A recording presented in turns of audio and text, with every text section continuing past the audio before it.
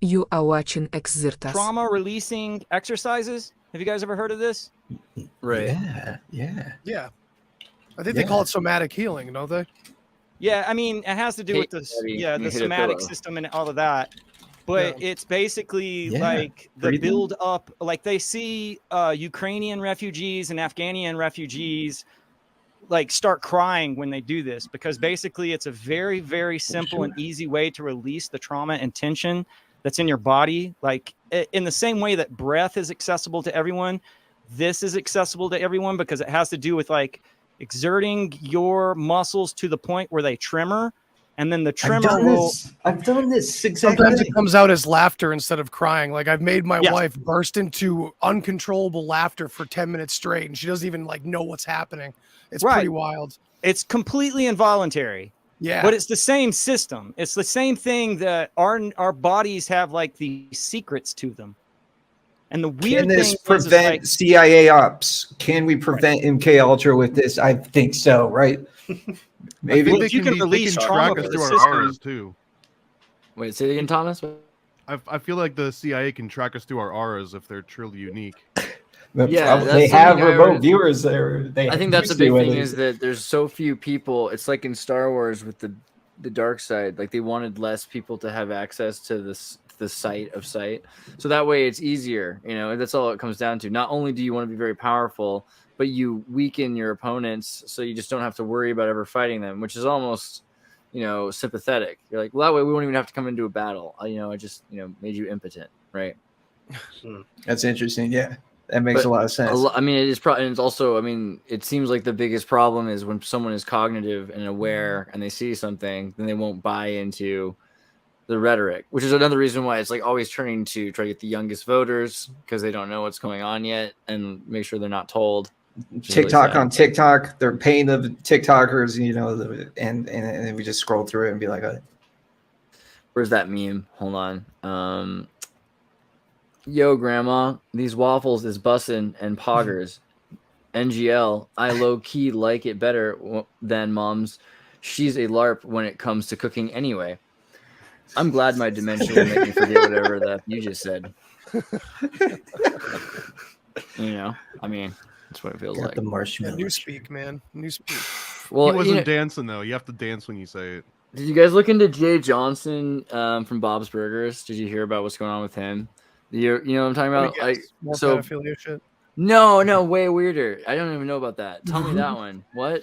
Well, I mean, I just figured the cartoons that we're surrounded by, it's usually connected to a bunch of disgusting people. Ironically, this is on the other side of the Moses' line. No, this guy, this guy's, I don't know if you can read French, but l'assistance aux émus de Capitole, the January 6th. A couple of those. You got the January 6th part? You got the January 6th out of that? Capital 6 January. Say what? Yeah, apparently here he is at the January 6th, though, right, at Capitol. So he's been charged. Yeah. He's not allowed to work with, they're like, he's banished from cartoon world. He's banished from voice acting for sure.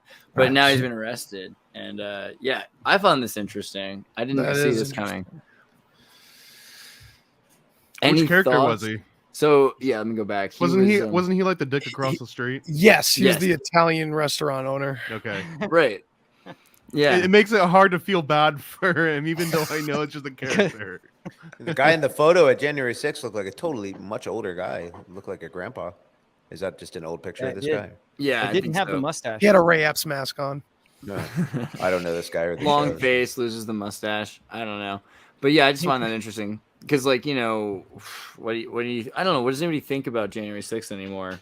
And man, I don't think I can say what I think about it on YouTube. I don't think you're allowed to. I just speak freely about I've had some demonetizations on my videos recently. Didn't they just recently change the thing that now you're allowed to talk about election meddling for the last election? I just recently heard that. Yes, yeah, really. I'm not on YouTube specifically. Yes. I just heard that 1-2 days ago that they changed the guidelines. Please, let's look it up together, maybe. Yeah, please. I read the same thing, man. I read the same thing, and it was like, like, oh, It's a that's honey trap. interesting. They Yeah, or it's a trap, specifically, allowed It's a- that suddenly. YouTube will now allow 2020 election meddling. Oh, and denials of denialism. What? How con- I love that compulsory word. content repression. I will Okay. say one thing about January 6th, which is that it exposed every fake tough guy and fake tough guy organization in America. It exposed all the militias, the Oath Keepers, the 3%ers, all these guys with Punisher skulls with their red, white, and blue flag in it and all that stuff, and military surplus, giant biceps and headbands and all that stuff. Just all those guys were totally exposed as actual LARPers on January 6th. Are we allowed to talk about The thing Kerry about Lake January yet? Or? 6th that I'm confused about is how the fuck does no one understand the fact that Trump incited violence for every other election that he had, including the primaries? Like the first election that even got him into the Republican candidacy was Stop the Steal. And there was like a huge news report of violence. And what was that? Like Columbus, Ohio or some shit when that happened? Define violence. What do you mean? Like, what was there? He incited anti stealing of the election. Yeah, for and people every with red election that hats he show was up and involved watch in. the ballot boxes, I guess. You know, people wanted to show up and wore red hats. Okay, and that was kind of like, that's my favorite scene in the Muhammad, well, not Muhammad Ali movie, the Malcolm X movie. Remember the Malcolm X movie? And they can't get the guy the medical help because he's been beaten by the cops. And so what does he do? He gets all of the Black Panthers, or the Liberation Army that he has, to march single file and stand in front of the prison and show that they're fully organized and they're ready, they're armed and ready, aimed, and they're able, not that they're going to do anything necessarily, but that they could, and that they're ready. I think is sometimes Also, the right way to stand. The idea of inciting violence in America is so ridiculous because our government is violence incarnate. Violence against every nation in the world. Ronald McDonald. Threats against the ones we're not actively invading, that they have to do business with us or we'll blow up their pipelines.